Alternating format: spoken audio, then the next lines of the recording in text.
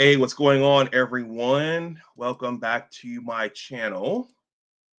All right. Let me make sure I'm broadcasting on YouTube. Some of you have left comments, so you guys can see me. Please smash that like button on the way in.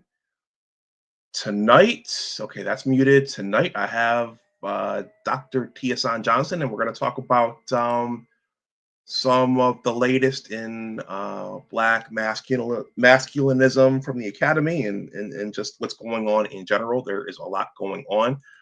Dr. Johnson is on a fixed schedule here, so time is the most valuable resource. And so I'm going to play this intro from one of our previous discussions, and then I will bring up Dr. Hasan Johnson, and we're gonna cover a bunch of different things. So we're gonna attempt to take off and land within an hour. So I will see you all on the other side. Let's see who's here. Indigo Flow, thank you for being here. Very Little, thank you also for being here and being the first to in. I'll see you on the other side.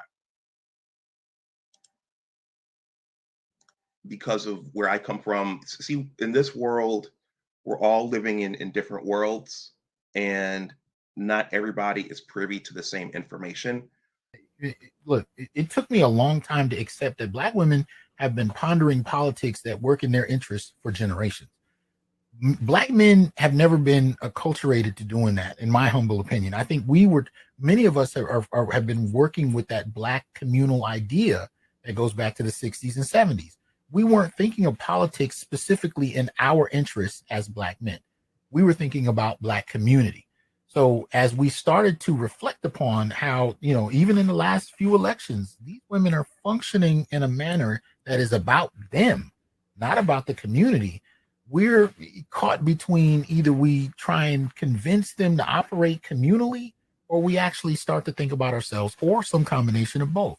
But this is where the 17-point Black male political agenda comes in, because even if you watch presidential candidates who only show up every 4 years and maybe have one conversation with Black men in some kind of symbolic, barbershop, and ask them questions about what they want politically, most of those brothers had generic answers that were really about Black community. They were addressing racism, not specific to Black men. Very few of these guys ever sat down and said, well, looking at the data, this is what Black men are going through. They talked about Blackness. They talked about community. Because of where I come from, see, in this world, we're all living in different worlds, and not everybody is privy to the same information. Not everybody is privy to the same information. There are a lot of people who I think we just saw this in this last election cycle, that not everybody knows everything that's happening in its totality. And so there are people who don't know that there is a such thing as Black masculinism. And Dr. Hasan Johnson, those of you in the chat, what Dr. Hasan Johnson has done and continues to do a lot of great work in this area, advocating for Black men and boys, and discussing from an empirical, using empiricism. He talks about and researches the, the ailments and the issues facing Black boys and men, and that in our modern society, that is, in some instances, well, in a lot of instances, that's not important. So he does a lot of great work in that area, and I think this is this might be his fourth or fifth time coming to my channel. So he's published a book. He has a blog. I've read his book. I have his book. I was looking on my bookshelf for it. I couldn't find it, so it's buried somewhere. I just published my own book. But with that, everybody, I thought it would be fun to have Dr. Hasan Johnson. It will be educational to have Dr. Hasan Johnson come back. He wrote, I thought his latest essay was fascinating, and then we're Facebook friends, so I see much of what he posts. And there was another essay that he wrote that I thought would be interesting for us to talk about and unpack a little bit. as a newly published author myself, now I kind of want to hang out in the writer space. And on my list now are Dr. Ronald Neal's book and also Dr. Tommy J. Curry's book. So those I'm going to read those, and if it's possible, I'll have them and we could talk about what their findings were. But everybody, with that, let me bring up Dr. Hasan Johnson, and we're going to talk about what's going on in Black masculinism and these essays that he wrote. The super chat is live. If you all want to donate something to my Cash App or PayPal during this stream, if you feel so inclined, that information is in the ticker. But everybody, let's welcome up Dr. T. Hasan Johnson from the West Coast. Hey man, how you doing? Good. How are you? Doing well, man. Glad to be back. Thank you for the invitation. Okay, well, thank you for taking the invitation.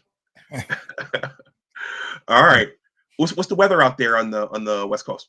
Oh, we're in the mid to high 80s. So okay, yeah, it's going quite well. So okay.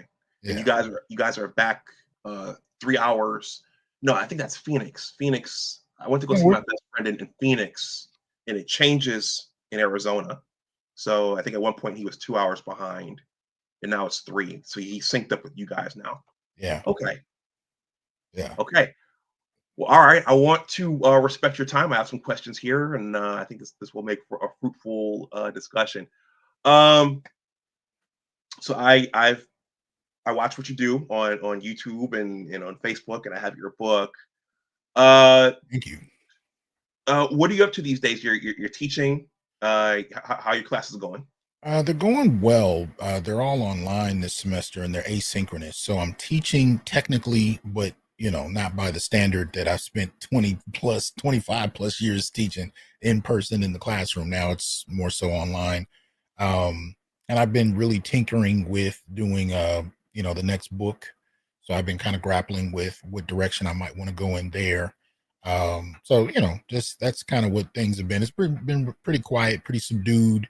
And I'm just trying to figure out how I want to get back in the action and where to go next. So, okay. So there's another book on the way. It's looking like it. I'm still in the very early stages of kind of framing it, and I haven't even begun looking at publishers or any of that yet. I'm just at the earliest stages of that process. So, okay. How's your son's college journey going? oh man, it's going pretty well. He's finally he's almost done with his sophomore year, so he's finally taking the classes he wants to be in. So he wants to be a marine biologist, and up till Wow. now he's had to take math and chemistry, and surprisingly he hates those, but he's now in biology, which he loves. So he's enjoying, that first year and a half you're just doing the obligatory, kind of things. The departments are weeding people out that don't want them in their field. And so now that he's in biology, he's taken to it like a duck to water. So he's enjoying it. His social, base is kind of solidifying. So he's really now starting to enjoy college. Okay. Okay. Is that me or is that you? Hold on. Okay, that's muted. What happens is when I open up Chrome, I never close out Instagram, so all the alerts start coming in, and all the Facebook alerts start coming in. So that's This will I hear stop. you. This will stop in a minute. Okay. All right. Good. Well, a little cheat code for him, since I'm in the biological sciences. I was trained in the biological sciences. That he'll have to take physics eventually and general chemistry. So the math, it's going to creep in. Maybe not at a Neil deGrasse Tyson level or a Sylvester Gates level, but it's gonna creep in at some point. For algebra and doing molar calculations and calculating motion and momentum and stuff like that. So just a little cheat code for him. Okay. So whenever you come, I like to revisit the concept of Black masculinism. I mean, I've heard it, but for those and I know those in the chat, they know, but I like to rehash it. So prior to the tumultuous 1960s, I don't think we had all these gender designations, categories, and movements. For those who are wondering why we need feminism, womanism, and now Black masculinism, what what would you say about that? Well, I've heard the term bounced around over the years, and usually it was something that feminists would use to kind of dismissively charge men, particularly black men, with some type of patriarchal, which to them meant misogynistic. Like the two terms were linked, patriarchy and misogyny. So they would use it in this very dismissive, insulting kind of way, and that's not the way I approach using the term. Now, I've been teaching now for about 28 years. Wait, hold on. Okay, sorry. Um, so I've been teaching for about 28 years, and I've been teaching, when I teach Africana studies, I usually teach the intro courses. So I have to introduce them to gender, the black gender approaches, and then qualify how those approaches have different histories than what they've learned in other classes as far as how white folk deal with gender. But in doing so, I found that there really wasn't a humanistic way of dealing with men and gender, males and gender across age, in fact, that wasn't derogatory in its framing, because it was, framed by, feminism, really. So I sought to, after teaching a black male class for a number of years, I really sought to find a way to approach men outside of the feminist lens, because it just really didn't give enough room for the humanity of males. Um, so when I started dealing with the concept of black masculinism, I approached it in two ways. One as kind of a kind of approach to inquiry in the academy, where I'm using this as a license. I'm giving license to graduate students and other faculty, other researchers, to actually use it as a lens. So if you want to do a film analysis, a black masculinist film analysis, if you wanted to do a dance project, if you wanted to do a historical research piece, I wanted to provide that as a framework that could be used like a lens, within the framework of the academy, to analyze the lives of black males outside of stereotype, outside of, derogatory, kind of stereotypical perspectives about men, and so on and so forth. So that's the one aspect of it. But what I also noticed is there was a movement taking place in the last decade amongst men that I had not heard anybody really name. And I saw it in two places as it pertains to black men. I saw it in the academy, with the development of black male studies, myself, Dr. Ronald Neal, a number of others, and of course, Dr. Tommy Curry, who, produces the landmark text for black male studies, The Man Not. But at the same exact time, I saw it online, in social media, particularly on YouTube, amongst what, at some point began to be framed as the Black Manosphere. And these things were developing simultaneously. Now, there were men in both camps that knew nothing of each other. And then there were some who were in both camps at the same time, like myself. And so they were fairly independent movements that kind of reinforced each other, from an arm's length, but they were both produced out of the environment, meaning that men were responding to conditions and experiences that had been going on for generations, and they were responding using the available technology. And this was beginning to shape our perspectives, but they were still very different conversations that had similar underlying notions, and of course similar outside experiences, whether you're talking about divorce, child custody, police, treatment, intimate partner violence, so on and so forth. So the outside conditions, produced the environment that we were responding to. It's just that those two conversations were happening in two different places. They were connected, but not at the same time.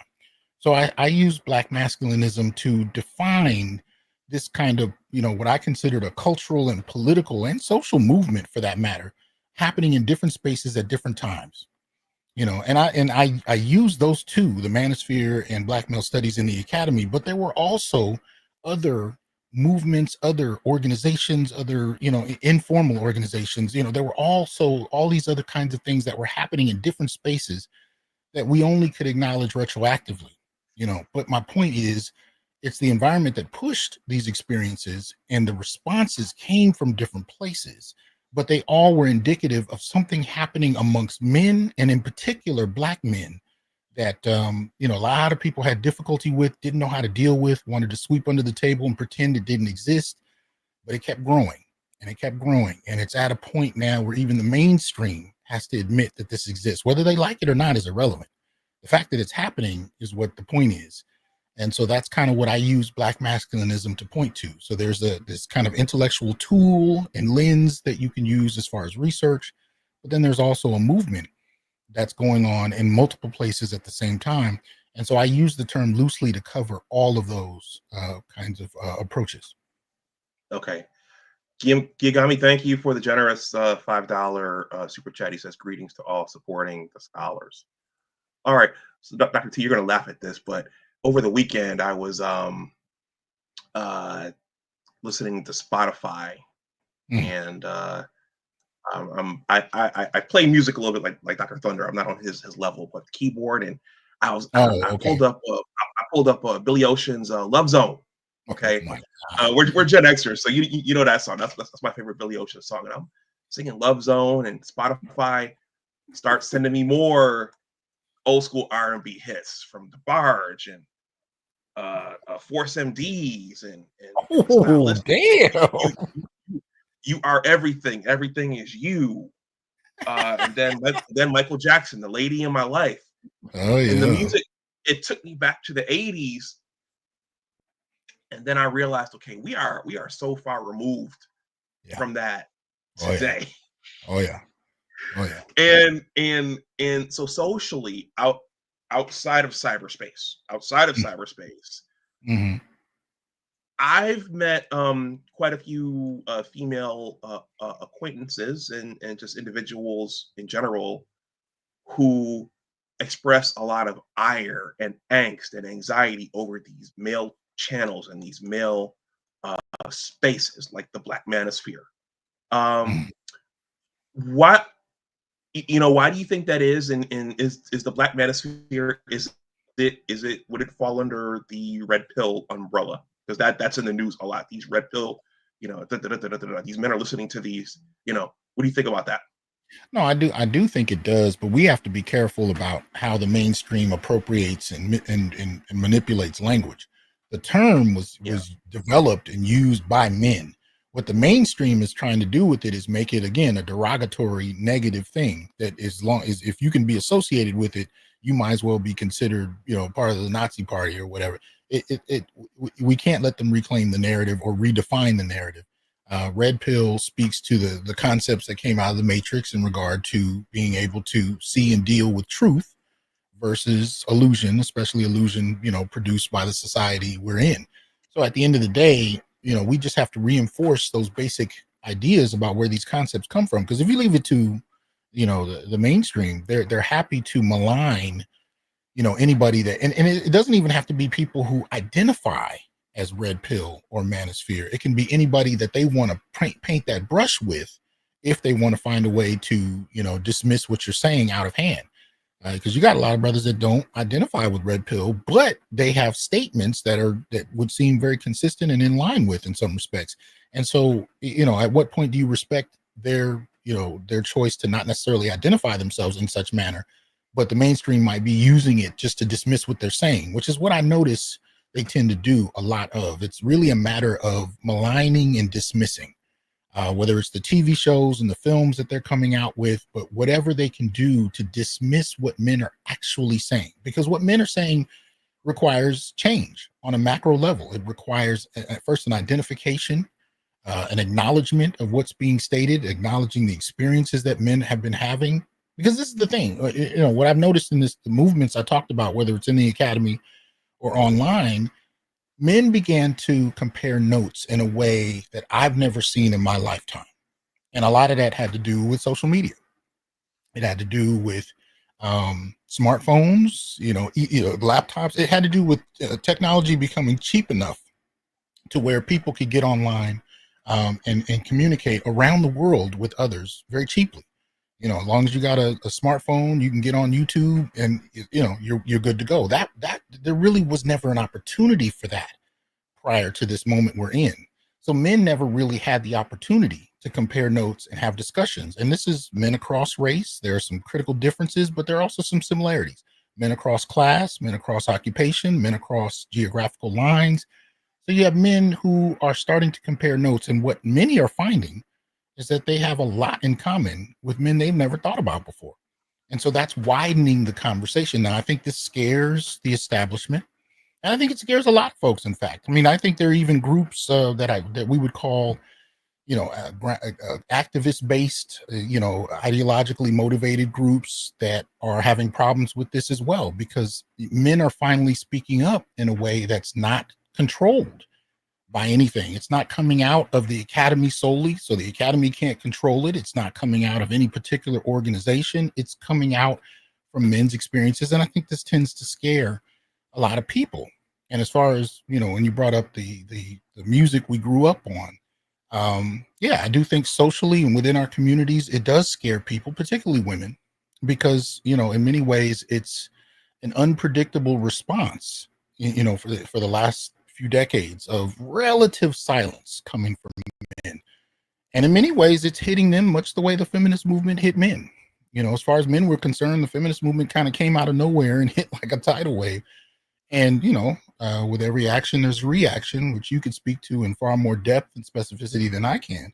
But in so doing, men really, were forced to accept new ideas, new standards, new ways of moving in society that they had very little input in. But in response, they had experiences that nobody paid attention to, and they began to articulate it. And it's now starting to push back policy. It's now starting to push back cultural practices, social practices. So when you were talking about the music we grew up on, I was thinking of a later example, because one of the members of Tony died recently. And so I started listening to some of their music as, kind of an acknowledgement, because I always liked them as a group, but I hadn't listened to the lyrics in a few decades. So it was much like what you're describing. It was very female centered, very female catering. And that was the upbringing we had, from love songs, to, TV shows and films. I mean, hell, just an hour ago, I'm popping around YouTube and there was a short from a sitcom that I don't watch. But in this particular scene, it was two couples sitting down, and the women were trying to teach the men how to be good partners. And what good partners meant in a relationship was that when she says something, you cater to her regardless of whether or not you agree with her. As a matter of fact, if you don't agree with her, being a good partner meant being quiet. Now, this is in a 1-minute clip, but these were the kind of things that I'd seen most of my life in sitcoms and movies and in music. It was always about catering to women. But that era is changing, and men are starting to say, you know what? I have an experience too. I have a presence. I have things that need to be addressed. Everything can't just be about you. And that is an unfamiliar response from men, particularly Black men. We were the era that came up under color purple. So you were supposed to just take these things in, learn from it, and be a better man. And that was the narrative feminists gave Black men as far as the kind of things they were saying. And for the longest, men, for the most part, acquiesced. We never had a collective response until the last 10 to 15 years. And it's scaring the hell out of a lot of people because it's not something they've seen Black men do. Yeah. So everyone, so just for context, the music me and Dr. T are talking about, I mean, juxtapose that against now where I guess a lot of men are bailing out and sitting on the sidelines, not going to these singles events. Mm-hmm. And so think about this just a couple lyrics from Love Zone. It's an excellent song. It's a classic. Mm-hmm. It goes, we're in the love zone. You don't have to be alone. Together we can live and learn. Mm-hmm. In the love zone. Mm-hmm. Okay, together we can live and learn. You don't have to be alone. Those are very, very I mean, some of you guys will call it simpish music, but it speaks to love, and things have kind of moved away from that. I don't know if they had that in the 70s and the 80s and the 60s, but the concept of a relationship has changed today. Okay. Mm-hmm. So let's stay there. So I was talking to a friend a couple of weeks ago, and Well, can I add something real quick to what you just said go though? for it. You were talking Yeah. about love tone. Sticking with what I was saying with Tony. By the time I became a teenager, one of the hit songs that they had it came out in about 1990. It was called "Whatever You Want," Yep. and that was the theme of the song. Whatever you want, girl, I can provide. Whatever you need, whenever you need me, just call. And he sings his phone number in the song. That was more when I was coming into adulthood. That was what I noticed men were being conditioned with. Now, we weren't expecting the rise of, we already saw the rise of hip hop, but we weren't expecting gangster rap to come into play, which had strong gender implications as far as manhood as well. And it took us in a slightly different direction. A lot of those R&B groups lost their shirts, lost their careers at that point. But my point is, up until that point, the idea of manhood and black manhood, as far as a romantic setting, was all about serving and servicing her.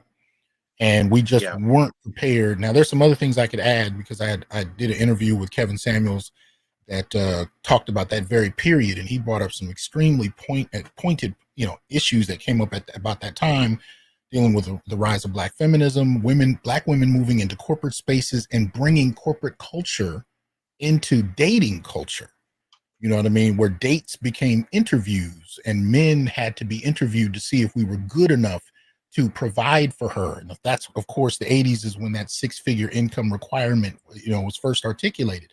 So a lot of that, I just wanted to kind of add to what you were saying as far as the music, what the impact it had on the culture and what was going on in the culture had a huge impact on men. And in many ways laid the seeds for how men are kind of looking at these things today. So I didn't mean to detract from where you were going, but I just wanted to add that. Well, I thought about this, guys out there in the chat. If you really want one that's gonna pull on your heartstrings, a '70s, I want to call it a simple song. It's a classic. It's "You That I Need" by Enchantment. That's a powerful song. Okay. But it's that the lead singer is really begging to get back with his lady, and he's really putting himself all out there. So it's "You That I Need." It's a powerful track. Let's see. I'm watching the clock here. Very little. Thank you for the $10 super chat. He says, like, share, subscribes, # support your scholars. And thank you to Money Motion. He says, Dr. T, mainstream is putting out more maligning material to combat dissenting voices portraying the manosphere as all bad. How far can they take it before the blue pill guy starts asking questions? Okay, let's keep the train moving here. So I'm having dinner with a friend, and of course, the question comes up: well, what's important to you? What are you looking for in a potential mate? And one of the things I mentioned was my personal peace. Where did I hear that from? And she said she's hearing a lot of men mention that now, which means either a lot of guys are listening to the Honest Report, or pairing off has just become so untenable that men are drawing this particular line in the sand and are willing to be alone if they can't get that. You've been very outspoken about this topic of personal peace. What made you start speaking about this on your channel and in your writings? Well, I think it just became an outpouring of, men's experiences. Because again, it goes back to what I was saying, and this is so critical that it's easy to overlook it. When men started comparing notes, again, I have to really put down that this had not happened before, especially in that way. You know what I mean? Where you could be a damn near homeless guy laying on a couch, couch surfing with a smartphone, and you're in conversation with a CEO who's having problems with his wife, and you're both in the comment section of a video. That's unprecedented. And so this whole question of finding peace, I think, really came about when men started talking to each other and comparing notes. And when I first started, listening to black men in social media start to talk about their experiences, the way I kind of saw it happening is I literally saw men in the comments saying, well, this is what we've gone through here in the Bay Area of California. And then somebody in Texas is like, well, yo, wait a minute. We went through that, my father went through that here, or my brother went through that, and then somebody in New York, and then somebody in Florida. And, you fast forward a couple of years, now I got brothers in China, in South Africa, in Ghana, in Australia who are saying we're going through something similar, and everybody has a slightly different spin based on their age, their class, their environment, where they're at. But the point is they're starting to share and compare experiences. And as people start doing that and kind of, checking off boxes on, okay, well, we went through this, you went through, then we started to look at policy. Then we started to look at history. And as we began to really make sense of this in a way that had never been explained to us before, I think there are ideas that came to us on a macro level and on a micro level. On a micro level, I think the most direct idea became, what's the point? What's the point of participating? What's the point of getting married? What's the point of going down all of those traditional lines when the laws and, of course, how women's behavior, how they've been socialized, when those two things tend to work against me, right? When marriages die off at a roughly 50% rate, 70 to 80% of the time she's initiating divorce, what is the point of me participating if I can just take care of myself and relax? And I don't have to have anyone arguing with me. I don't got to fight with anybody. I don't got to buy. I could tell you stories from my own experiences, right? Being, required to buy $900,000 houses simply because she wanted it. I just met her 6 months ago, but this is now a requirement that she's placing at my feet. For a lot of men, it was just kind of why. And then one of the biggest things that I really think expanded the manosphere, most particularly, was the pandemic. The pandemic forced us all, for the most part, to be at home to some extent. I think a lot of men figured out, wait a minute, I can actually be at peace. And they were kind of forced to enjoy it. Because if you grew up like we did, where everything in the culture is telling you that your happiness comes from a woman and from family and from marriage, but then you actually go through this at least 1 year period where you're at home. And when you check your bank account, it's the same as the last time you looked at it. You know what I mean? And if there's any money gone, you know where it went. These kind of things really began to, force men to question, the kind of societal pushes that we've been given for generations. And, many found that they enjoyed being at peace. And so, for me, that was where that whole push came from. But I think it was part of the zeitgeist. It's clearly not, something I created, but I think for the most part, men comparing notes and being forced to experience just some degree of isolation really pushed home for a lot of men that there may be a different way to live. So obviously you got passport bros, but you also have brothers that identify as monks.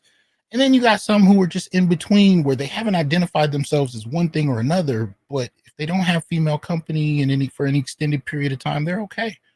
You know what I mean? That's not something that's really been endorsed before in the way that we're seeing it now, particularly amongst men.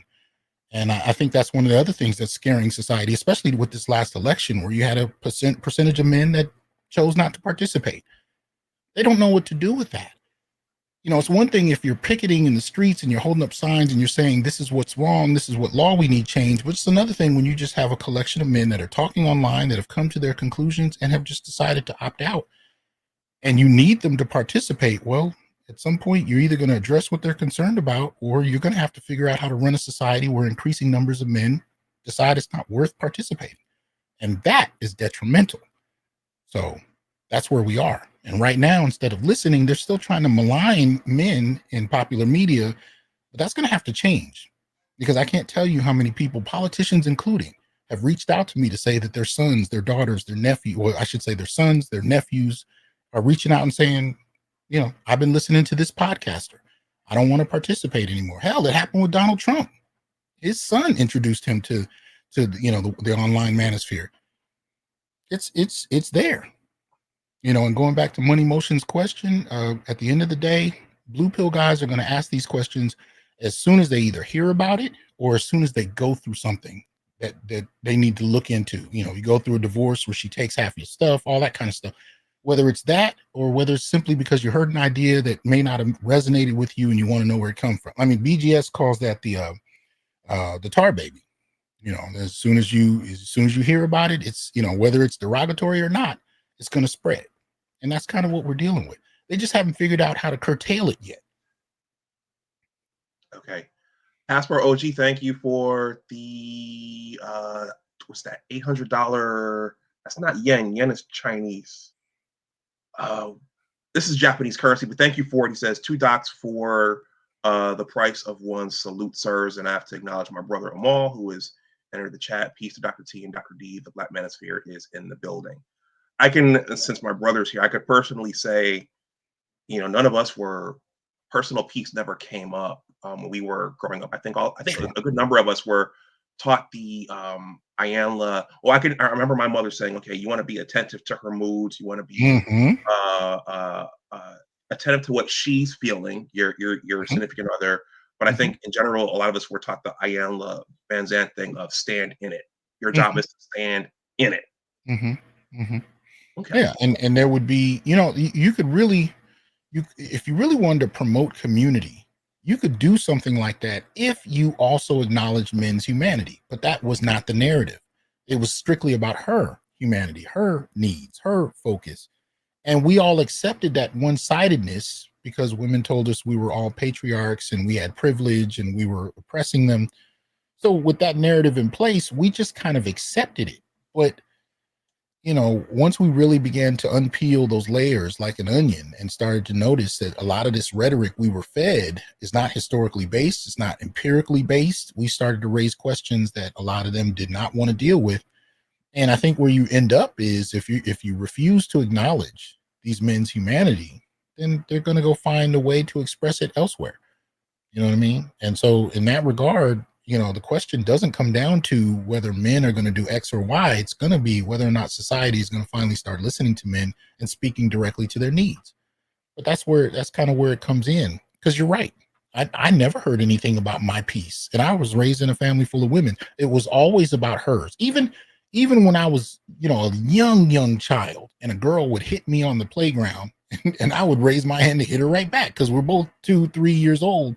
The women would come grab you and say, you don't hit her. Now we're the same strength. She just popped me in the lip. That made no sense to me whatsoever. Nobody came to get her.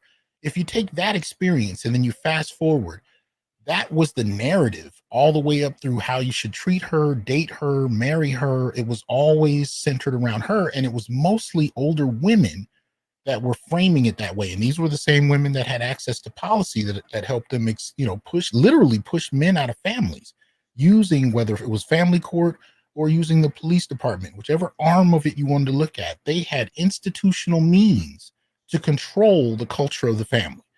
And so I grew up watching that, not knowing what it was. And by the time I came to understand it and I began to see how insidious it could be at various points in time, I go back to what you said a moment ago, where even in the most innocent setting, being told what it meant to be a man as a man in a relationship really came down to catering to her feelings.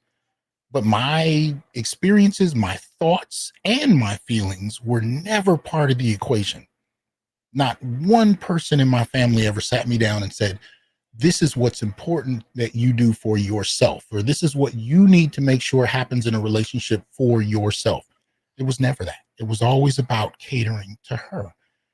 And I think that's not enough, especially for younger generations. It's no longer enough to ask them to fall on their swords and sacrifice for what? A life of service with no acknowledgement, no thanks, and nothing that really prioritizes their experiences and their needs. I think it's gotten to a point where it's no longer enough. Yeah, my first lesson in quote unquote self-love. Your mic is out. You're muted. Am I? Yeah, you're muted. Hold on. Can you guys hear me? Nope, can't hear you. No. Okay. Hold on. Okay. I've been there before. I know what it is. Apologies to everybody. Let's see. Okay, Indigo Flow says he could hear me. Oh, still can't hear you. Okay, can you guys in the chat, can you hear me? I can't hear a word. Okay. Yeah. So out there they said they can hear the stream. They can hear the stream. Okay, they can hear you? Yeah. That's weird. Hold on. But okay. You can hear me though. Yeah, we can hear you. This is so weird. I can't hear him at all. All right. Do you want to let me go out and come back in? Yeah. Okay. thank you guys there in the chat for letting us know. This is once these things start going and something technical happens, you're like in a spaceship, and you're like in a spaceship in outer space, and you're helpless once this thing starts going. All right. Denise, thank you for stopping through, Princess Denise. All right, let me get Dr. T back up here because the clock is ticking. How about now? Can you hear me? Oh, no. I still can't hear you. You still can't hear me. All right. So they can hear us both. They can hear us both. But I can't hear you me. and you can hear me. Wow. Okay. I don't know what to do in this instance. I've never had this experience before on StreamYard. No, me either. Let me see. Let's see. Edit mic settings. Echo cancellation. Reduce mic background. I.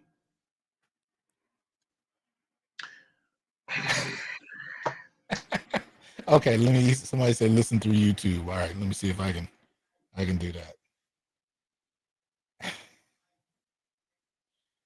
Hold on. Maybe this is big tech. Find it here. Muting us. I don't know. Discussions.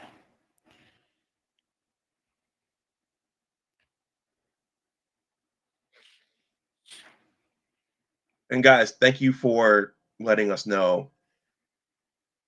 Okay, so I'm gonna mute.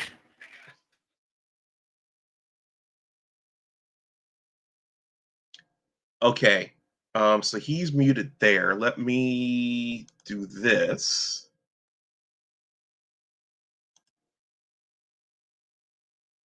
Hold on.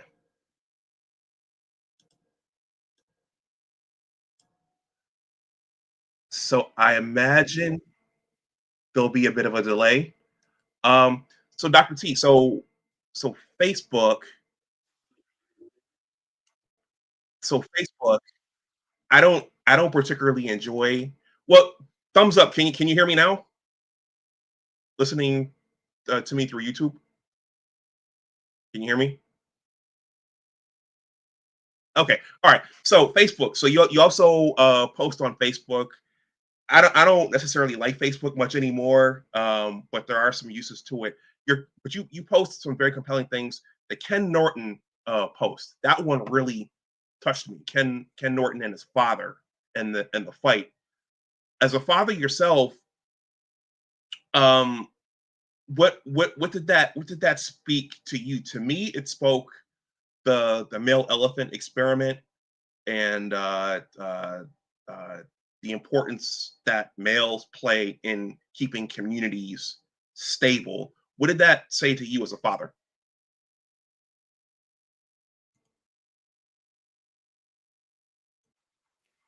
Yeah, that was a powerful piece. The story had to do with a. Hold on. There we go. I guess I have to turn the volume down on my phone while we talk. So anyway, powerful piece.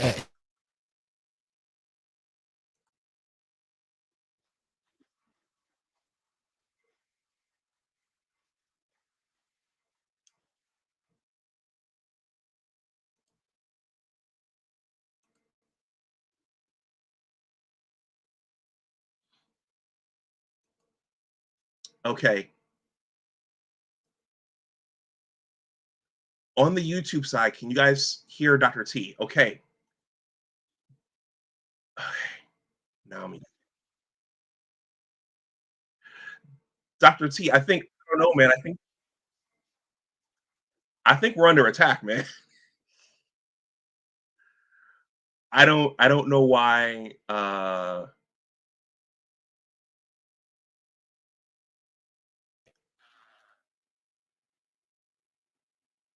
I guess Google doesn't want us. I guess Google doesn't want us talking about whatever it is we're talking about.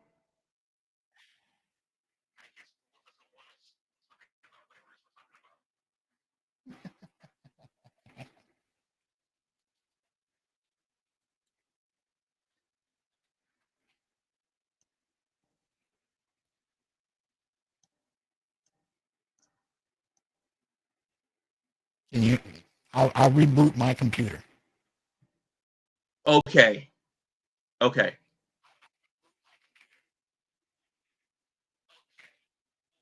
So Dr. T is gonna reboot. Okay. In the meantime,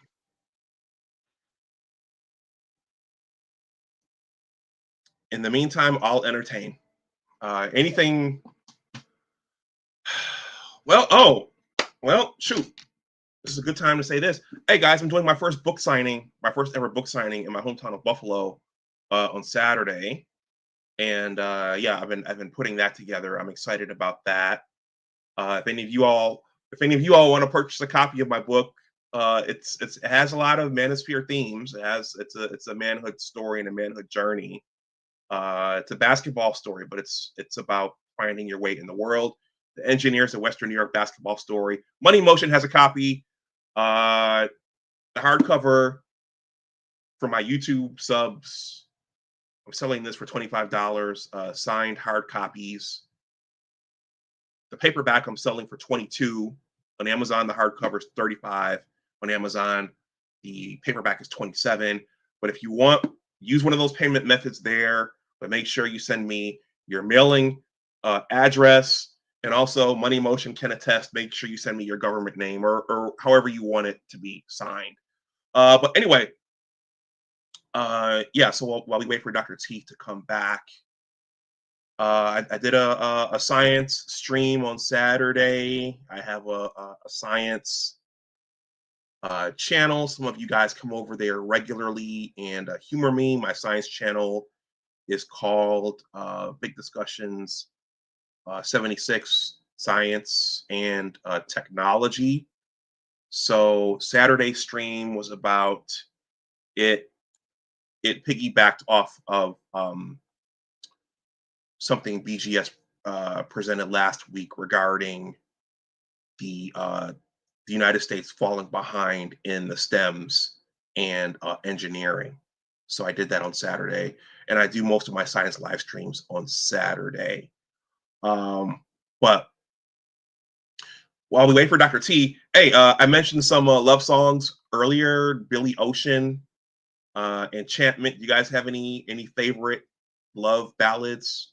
When I got done listening to Billy Ocean, Spotify sent me some DeBarge songs. Time Will Reveal. It sent me Tender Love by Force MDs. Spotify sent me You Are Everything by the Stylistics. What else? Do you guys have any favorite of any favorite 1970s or 80s love ballads? What else did it send me? It sent me The Lady in My Life by Michael Jackson. That one really grabs you, especially that guitar hook at the beginning. Don't Disturb This Groove by The System. That was one of my favorites. Tony. Okay, now we're into the that's late 80s. Guy, Let's Chill. Okay. My, Johnny Gill. That one always got me.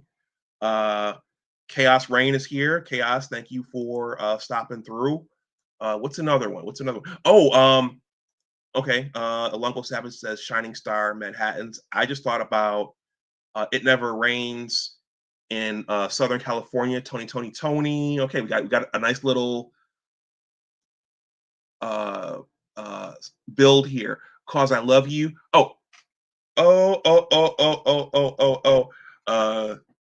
Cause I Love You by Lenny Williams. Michael Ross says Lady, The Whispers. Okay. T Riddler, You Are My Lady. Freddie Jackson. All right. I'm trying to think what's another well, this one's a duet. Saturday Love by Alexander O'Neill and Sherelle. That was one of my favorites. This one was about cheating. Secret Lovers by Atlantic Star. That one was about cheating. How about Michael Ross says, "Okay, Dr. T is back. Let's keep our fingers crossed, guys, that this works out." Okay. Dr. T, can you hear me? I can hear you. Yes. All right. All right. Well, the clock is ticking. Right. Guys, we have Dr. T back. All right. When in doubt, reboot. Okay. The Ken Norton story, that stood out to me because that could have ended, in like bitterness between them, but his father was trying to teach him a lesson. And that really reminded me of the elephant experiment in Africa, where they needed the male elephants to come in and tame the younger male elephants that were running wild. Judge Joe Brown took a lot of heat for his words about Memphis, but what stood out to you about that particular story? Oh, there's no question that in a community, men are essential, even though we've heard decades of rhetoric to the contrary. I think the reality that we're starting to face now is that people are forced to recognize that men are not just a casual addition, they are a necessary part of it. But again, even in the Black community, we've heard for years that men are an accessory almost. It's, men, because the rhetoric was we don't need men, right? This was what women have been taught going through the 70s and 80s, most particularly. And I think now we're forced to deal with the reality of what happens when you remove men from any position of authority or respect, any position of status in terms of who people should listen to and why.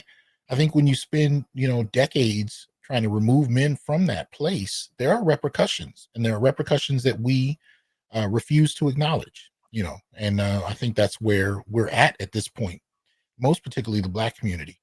They're forced now to deal with the absencing of men, and they still don't want to use that language. They're still looking to find anything other than actually having to state outright that it's men. But women on the grassroots level, and we're seeing this on TikTok and all these social media platforms, women are coming out saying, I need a man. Women are coming out saying, I miss my man, or breaking from the feminist sisterhood to say, I know you guys are going to come down on me, but I need men. I need men in my life. This is not something that I've really heard in the last few decades, but I'm starting to hear a lot more of it now. And as I've said on my own show, I think this is summarized by the election of Trump. And I think it's been happening before that, but I think the election of Trump symbolized to them that there's a major shift. And now they're dealing with the repercussions of that. But in the Black community, the removal of men from a respectful position in the family and in the community has been a project that's been, going on at least since the 60s. So now we're Yeah, dealing with the repercussions of it. yeah. It's definitely been a concerted effort to change the principle of what a family is. I don't know if you're familiar with the channel Ask an Older Man. He's a West Indian.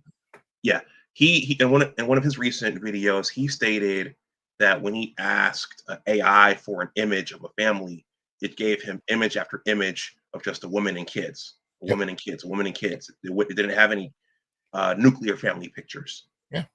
Yeah. We saw that with the BLM, right? A couple of years ago when BLM was talking about the dissemination of the nuclear family. They weren't talking about removing women or mothers from the family. They definitely weren't talking about removing children. They were talking about reframing the family and the absence of men. And this was one of the things that turned many a person in the community into questioning BLM, because that had never been a formal part of any Black movement we'd ever had before, that outright sought to eliminate Black men from the family structure. They've since removed it from their website, but there was so much of a Black backlash that they finally had to, after years of leaving it up there. So yeah, we're dealing with that very idea. And so now the family has to be redefined. I mean, even today, BGS did a show on a video I had watched, I want to say like a week ago, where you have white women who are questioning, calling themselves anti-feminists, and there are a lot of them actually that I've seen over the last couple of years, but they're becoming more prominent.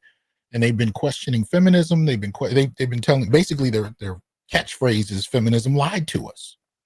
So they're looking at the repercussions of the white family in regard to what feminism promised them. But as you've always heard all your life, and I know I did, when white folk catch a cold, Black folk catch the flu.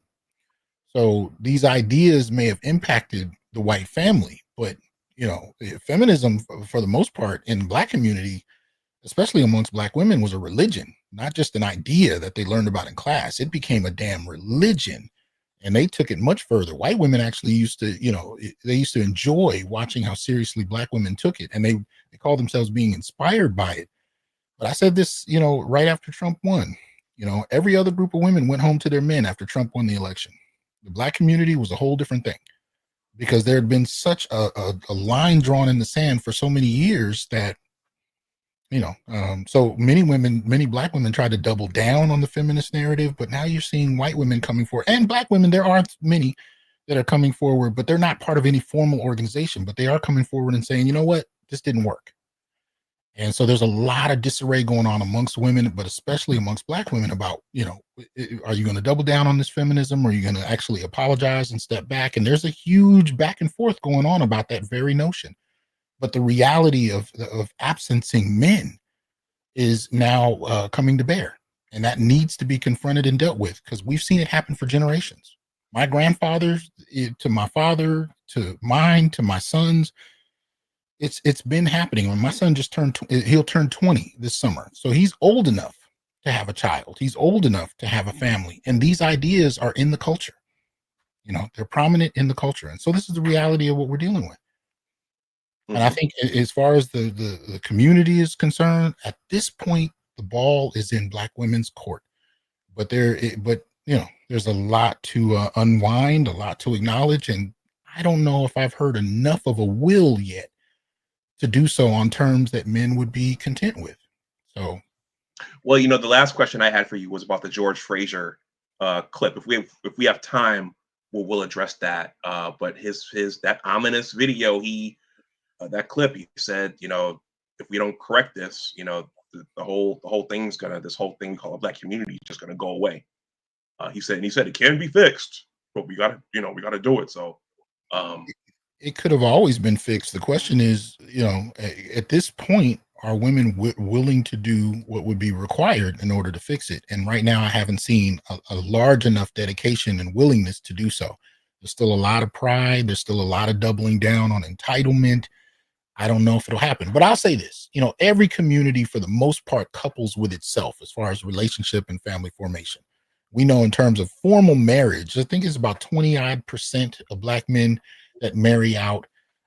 Doesn't sound like a large number, but the focal point is, if you look at it from like 15 years ago, it might've been less than half of that. So those numbers are growing. And I think when the younger generations start, getting old enough to, the youngest generations, you'll start to see that number grow even more. So this is not just about, what would need to happen today or tomorrow to fix things. It's an ongoing issue that is snowballing. And I just haven't seen a large enough willingness on women's part. Because remember, in terms of feminism, we heard it in the culture. We heard it in the music. We heard it in the classroom. We heard it amongst the women we grew up with. My baby sister would tell me that she is not a slave to cook and clean. Like, this narrative, this rhetoric was so deeply embedded that girls who had never even had a boyfriend were talking about their expectations in relationships. I heard 8-year-old girls talking about a man needs to have 6 figures to date me. I'm like, this is how deeply embedded it was. So men grew up with generations of this feminism that was so much a part of our reality. We didn't even call it feminism. It just was. What we got from women is what we heard, what we expected. But there's no, so men in many ways had to adapt and had to accept, and we had to, refigure ourselves, and we had to learn how to provide certain types of emotional labor on their behalf. You have not really seen women, putting forth the kind of labor we had to put forth to adapt to their stated desires and requirements. We haven't seen them reciprocate that. And until that happens, I just think it's going to get worse as far as that. So can it be fixed? Yeah. Will it be fixed? I don't see the will in place to do so. Okay. And so for everyone out there watching, I think most of my regular subs have seen it. There's a George Fraser clip of him talking about the potential doom of Black America as we know it if we don't fix the marriage problem. Okay. Facebook. So I first saw the Balloon Pop show. I first saw the clip of the author the author giving off that studious energy, reading a book on vacation while the lady wanted to turn up. I first saw that from you because you posted that on Facebook. I asked Ron Wills this. You think that show is real? Do you think it's just for show, or do you think it's I'll say this. I think it's real enough. okay? I mean, I think individuals on there are trying to bolster their careers using whatever shock value they can to build their brand, if you will, because everybody has a brand now in the social media era. Everybody has some kind of a brand. So I do think that is a factor that you can't ignore that plays into this. But at the end of the day, there's so many things that too many everyday men have heard on the show that they've also heard from women they've gone on dates with, or women that they work with, or women that they know, even women in their families. There's so much of that same rhetoric, those same talking points that are embedded in daily reality, that drawing the line of distinction from the balloon pop show and reality is, it's almost a non-existent line in some respects. Now, obviously, they exaggerate a lot for effect, but it doesn't mean that we don't hear those same things in everyday life. And I think the downside to that is, for many, it just kind of cements where the culture is as far as that. I mean, and it's just getting to a point where I think men are just getting more and more exhausted with it. Yeah, it was just that idea. It was just so nonsensical of being, losing cool points because you are an author, or because it looks like you want to open up a book. But I think, I mean, I'm sure you've covered this in your work as Black men. There are archetypes for us. Yes, there are types Of that what? characters. So he didn't. So that gentleman, the author, he Oh, was okay. wearing glasses, and Mhm. she had an image of a guy who would turn up on vacation. Okay. Okay. And if you are judged even as an adult based upon how articulate you are, your uniform, your how you comport yourself. Mhm. Okay. And she was Mhm. looking at him and saying, okay, well, you seem like you another version of that is you seem like you like to live around white people. I've gotten that. You seem like you like Mhm. white women. I've gotten that. Mhm. That's what stood out to me about that, beside the fact that, okay, she's rejecting him because he's on a mission, because he writes, he reads. Mhm. What's wrong with reading and writing?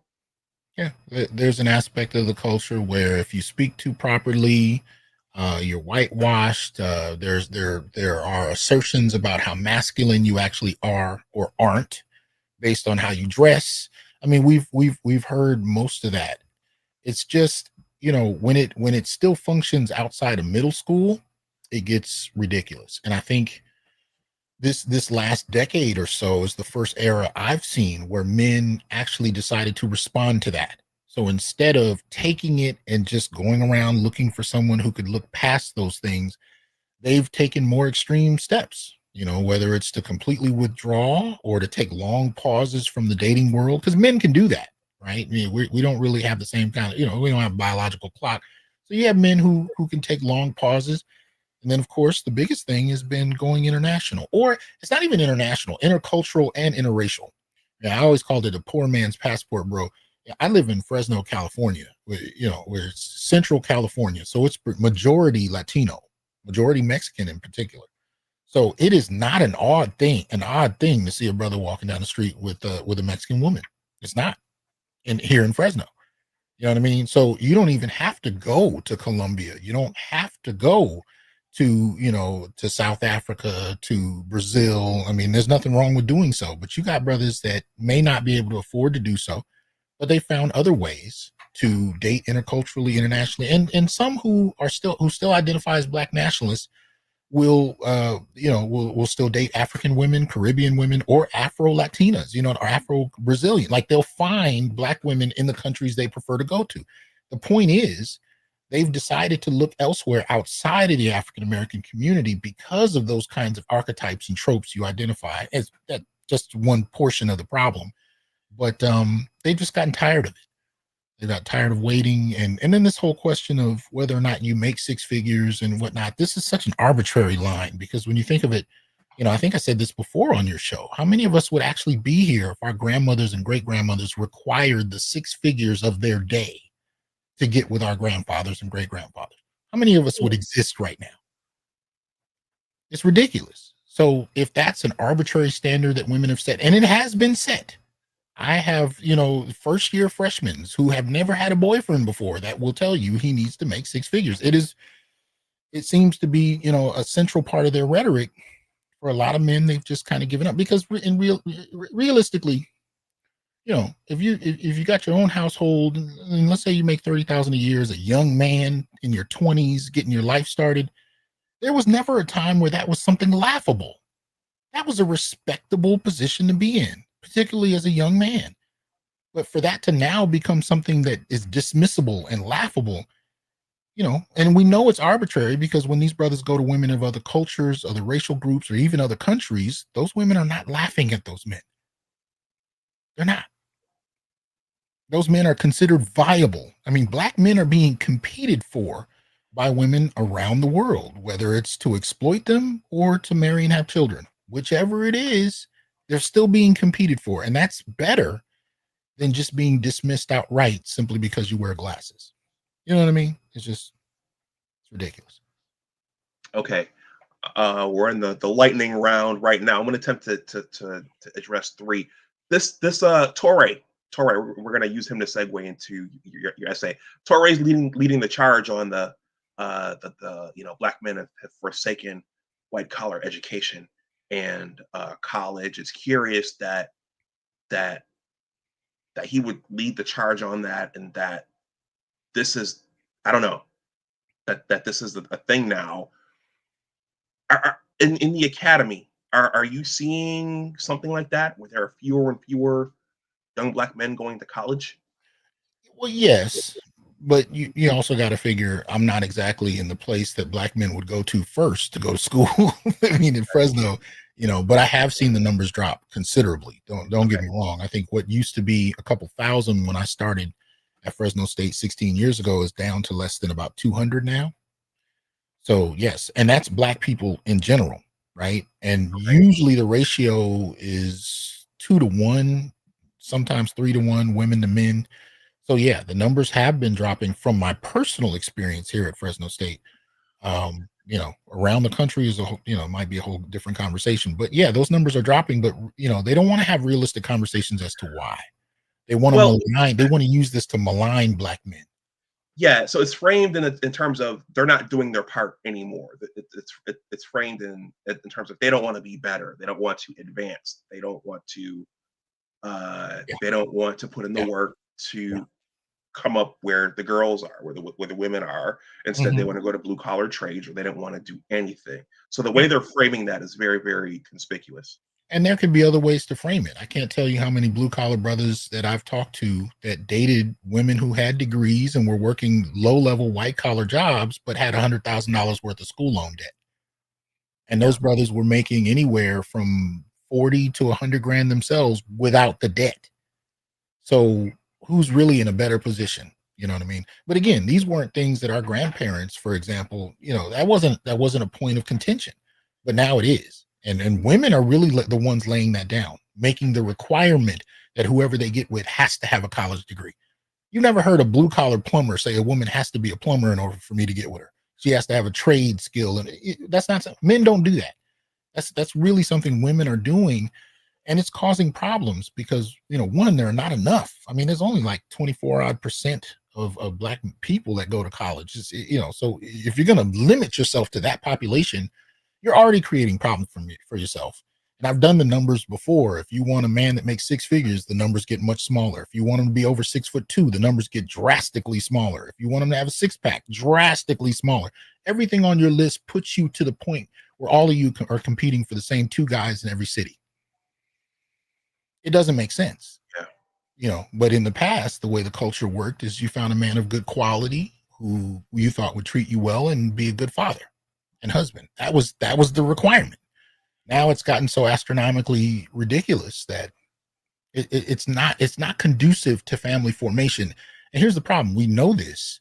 The men kind of understand that, but you can't really talk the women out of this. The dedication to these ideas are almost as religious as they were as far as feminism in general. Well, I observed a while ago that these degrees, this education, it seems to mean something different Mm-hmm. for between the two genders. Mm-hmm. It yeah, for the women it means obviously it's a I mean for men I mean it having PhDs there's prestige associated with that, but it's this holy grail, it's this be all end all, Yeah. and there's this godlike complex that comes with having a degree, regardless of whether or not it's paying for itself, or if you're in the career you were supposed to be in, or if, whether or not you're in profuse amounts of debt.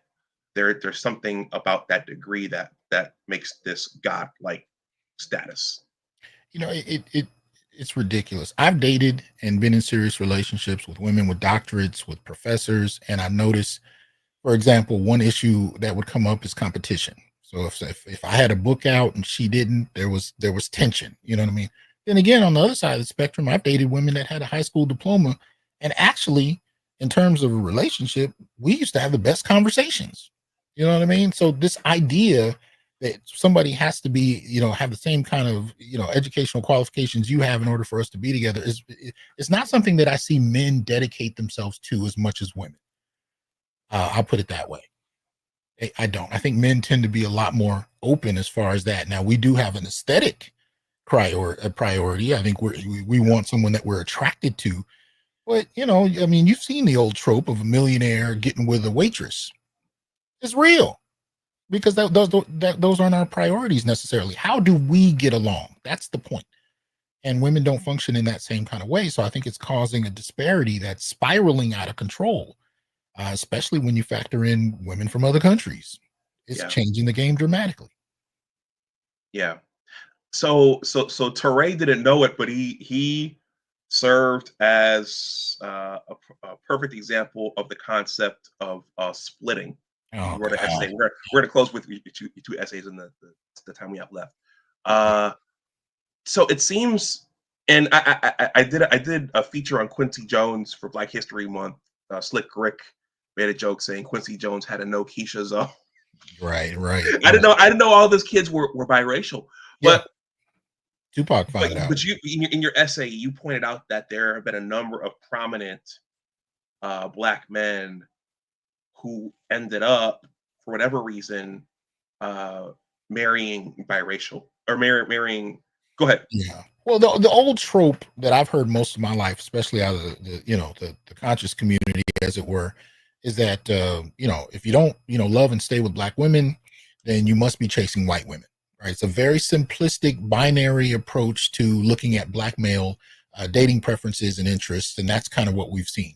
When I started talking about splitting, what I was referring to was actually a very specific group of black men who consider themselves activists, who are known. You can talk about Cornel West, you can talk about Touré. These people see themselves as activists. Now, some I believe are, some I don't respect much, but I have respect for Cornel West, for example.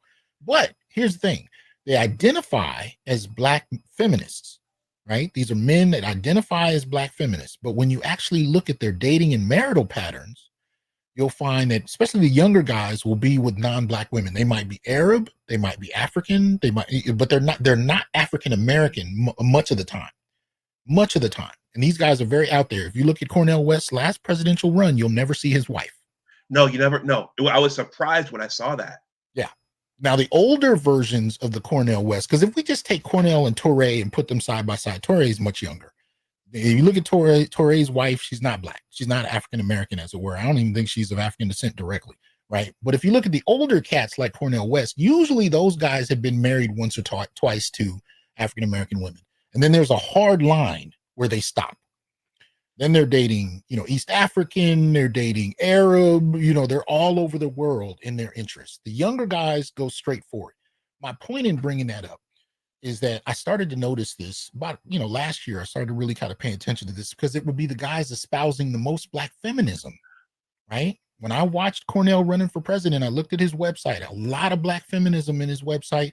His running mate was a black woman. He would put black women on pedestals and everything he said. But if you research hard enough and you found a picture of his wife, he stopped getting with black women a good period of time ago. Right. Yeah. And I'm not saying there's anything necessarily wrong with that, except that it's somewhat hypocritical if you're going to shame other black men for not being black feminists, but you yourself don't even want to deal with them in any kind of intimate way. There's a problem there. So I was talking about a very specific subset of black men.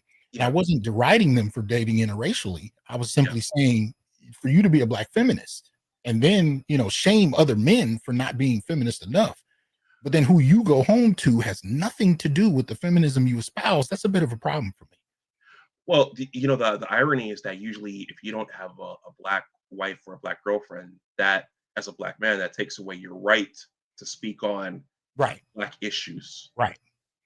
Well, and see, and I don't agree with that, but I will say, as far as that, there's something that's been going on that we're not allowed to say in public discussion, right? It's considered uncouth to say in public as far as black women's behavior. So the black men, say, for example, in the manosphere, are considered uncouth as far as the elite are concerned, right? Because we say things about black women that are not supposed to be said aloud. But at the same time, the men that are supposed to uphold the standards, even amongst the elite, have noticed the same thing. I mean, I'm telling you, I've seen the hardest black nationalist you've ever run across. And he'll come in and, and we'll have this discussion. And usually these are the guys that are mad at me for talking about passport bros. But if I get a beer in them and we start talking, mostly what I found is they married African women 10, 15, 20 years ago. And when you get to why, it's for the same reasons that the men who are pissed off in the red pill sector have been talking about. The motivations aren't any different. What they decided to do was find women of African descent from other countries. I have no problem with that. But then don't turn around and deride men for being upset about how they're being treated by women when the reason you married that East African woman, that West African woman, that South African woman, that Caribbean woman, the reason you married her was for the same reasons that these brothers are frustrated now. And that to me is a problem. It's the equivalent of seeing Umar Johnson come back with a wife from Ghana, and he's going to pretend like he didn't actively avoid African-American women, when we know what he's going through now is the very reason why many black men have decided to do what they do. What is he dealing with his daughters, with his ex-women? These problems are persistent. They're pernicious, and nobody wants to, acknowledge that publicly. So men have decided to do other things. But when you turn around and shame other black men for doing things, that you've done, then I have problems. Okay. Last one, because we're right at the end. Your essay, "It's Okay to Serve Me Now." That one was basically about the environment. The environment is changing and it's flipping, and the ladies who were so proud of their degrees, the economic environment is flipping, and so now help is needed, and so now behaviors are kind of flipping with the environment. That's what that was about. Well, that one started because I run across van life, black women in van life years ago. It's not new, but I have noticed what looks to be an uptick in women that were doing it in this last couple of years. And I noticed the difference between them and other groups. Like when I see white women doing van life, they're driving RVs. They tend to have more wealth, statistically speaking, so we understand it. Black women would be doing van life with cars they bought for $1,200 5 years ago, cars that were 20 years old, and they're in the snow sleeping in their cars in Walmart parking lots, but selling it online as this grand thing, this grand adventure, in an era where people are losing employment, people are losing housing. Black women are the most evicted group and have been such since the pandemic. So I started to notice that this was happening more and more, and I started to look into it. And especially again after the election of Trump, what we started to notice was this kind of reevaluating black relationships, this idea that black men are maybe not so bad. And this is not all black women, but there's a subset of them that are starting to come out and say, you know what, I miss relationships, I miss having a man. It's still a little problematic though, because they're not talking about the man in terms of his quality. They're saying things like, I miss having a man shovel snow.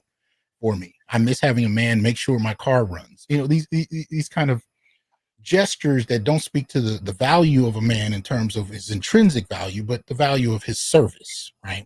But there's a subset of women that are starting to acknowledge that. So I'm looking at van life. I'm looking at this changing population of women. And so the tone that I saw much of it take was, okay, I'm tired of feminism. I'm tired of being strong and independent. You men can come serve me now.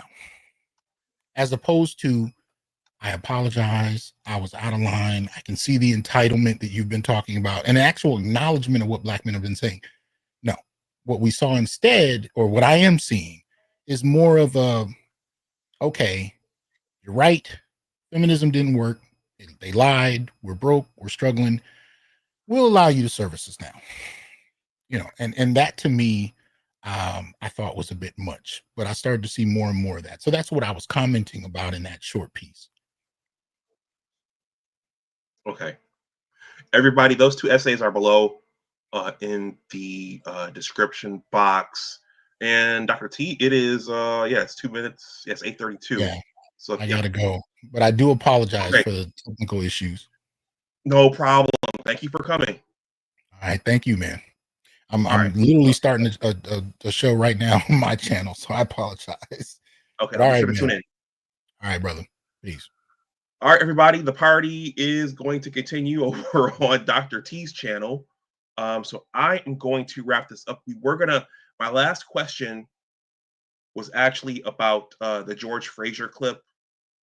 I'm sure all of you have seen it. We worked that in the middle. But yeah, I'm gonna wrap this up. So guys, if you guys want my book, you guys have heard my spiel.